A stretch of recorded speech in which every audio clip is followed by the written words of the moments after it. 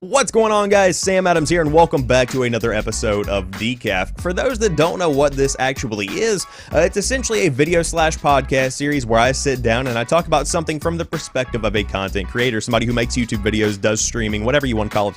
I have some ideas, some thoughts, some realizations, whatever they might be, and we discuss it here on the podcast each and every week, and I hope that you guys enjoy this week's topic, which is, in fact, how you choose a game. When it comes to streaming, there are some people that do IRL streams, there are some people that do creative streams where they will draw or paint or do any of these kind of amazing things.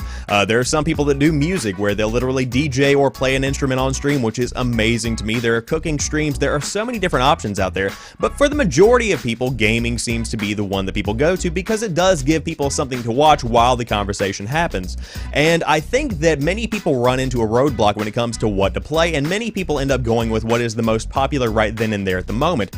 For instance, if you have, I would say, 10 streamers lined up along a wall, I would say 9 of them, unless they have an established audience, want to play Fortnite. That's just what they want to play right now. Of course, there are many people that like to play other stuff, but Fortnite is the most popular one right now. So when people are starting off their stream for the first time, that's a high likelihood of what they're going to play. And although it's a fun game, I play Fortnite myself, it might not be the best for what you want to do with your stream or what works with you as a person. For instance, with me, story-based games are not necessarily my forte on stream. I know that there have been a ton of people that are wanting me to play Detroit Become Human, a game that is very heavy in story, but I feel like that experience is something that I would rather experience on my own, and therefore I'm going to be worried somebody will come into the chat and ruin the experience for me and also the people that are watching. On top of that, I also just don't thrive whenever I have to offload the responsibility of entertaining the audience, because whenever I go live with a stream, I always feel like I should be the main source of entertainment and the game is going to come second. But with story-based games, you can really offload that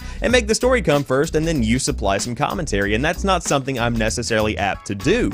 However, in the same light, some people might not be apt to do competitive games in the way that I am, because I love my Battlefield, my Call of Duty, my Titanfall, my PUBG, my Fortnite. Any game like that, I'm totally down to try it, because there is no story, there is nothing to keep up with. You simply have to inventory management or manage your inventory and really get in there and do some gunplay. You know, if you're good at the game, that's even better, but really that gives me the chance to kind of thrive in communicating with my audience and just having a good time in chat. And then there are people that try variety streaming, where they will play whatever game is popular at the current time. I know that this has worked out well for me with a game like Far Cry 5, where I enjoy the game and also I'm good at streaming and communicating while I'm playing it, but I still feel like that's one of those story-based games. However, better example is whenever They Are Billions came out. That was pretty much a big, or it is pretty much a big base defense game where you build up around this town and you defend from giant hordes of zombies, which is a fantastic game. I really enjoy it. I go back from time to time, but it was just a game that was too complex for me to be entertaining and attentive with the stream while I was playing it, and so it didn't work out well for me, and people didn't enjoy me playing it because it was what it was.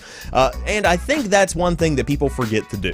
I think that's you have to take a step back and really take inventory of your skills before you choose a game, because a game that might be doing well for somebody else might not be something that works with who you are as a person or who you are as a content creator and what kind of experience you are wanting to bring to the table. And of course, one other option is to play whatever game is popular at the current time, which is what a lot of people do to increase their reach. If you have the money for this, that's fantastic, you know, go for it. But I would say to back up and really take inventory of what skills you have as a creator and what games are going to mesh with that specific set of skills. For instance, back whenever They Are Billions came out in early access, I think a couple of months back, it was pretty big on Twitch for a while. I was watching Carnage play it, I was watching Admiral Baru play it, and it looked to be a pretty fun game, but whenever I started streaming it, I began to realize that it was a bit more complex than I had originally anticipated, and with that complexity came a lack of focus on chat and the discussion that was being had in chat and also on the stream itself. So I might have missed some follows, I might have been doing something different, I might have been, you know, not even involved with chat at all, and that's not the kind of experience that I wanted to bring to the table, and so I quit playing They Are Billions on stream. I haven't really played it that much since. It's a little bit too much for me. But I figured out that I am really good with first-person shooters. I'm really good with these simple kinds of games because that way I can put more focus on my stream, and I knew that was a skill that I had to begin with, and so I went ahead and embraced that. And that's something that not enough streamers take into account. What works for you? What works with your set of skills? What games do you like? Don't focus on what other people are doing completely. Take into account what is popular right now. Take into account what is working for other people and see and evaluate and compare and see if it's going to work for you, but it might not always work. So find out what you like, find out what games work with you, and find out what is going to be the best for your specific stream. So in a sense, it's that age-old adage of if everybody was jumping off a bridge, would you jump as well? For some people, they might say yes. For the majority of people, they might take a step back and reconsider.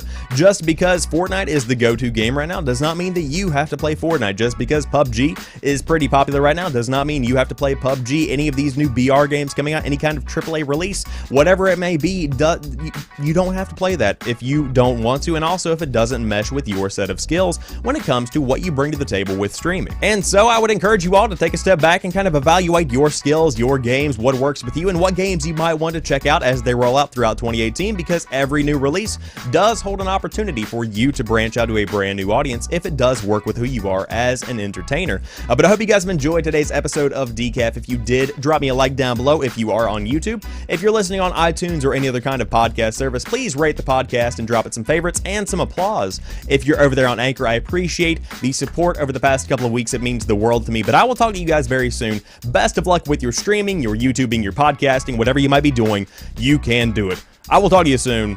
Peace.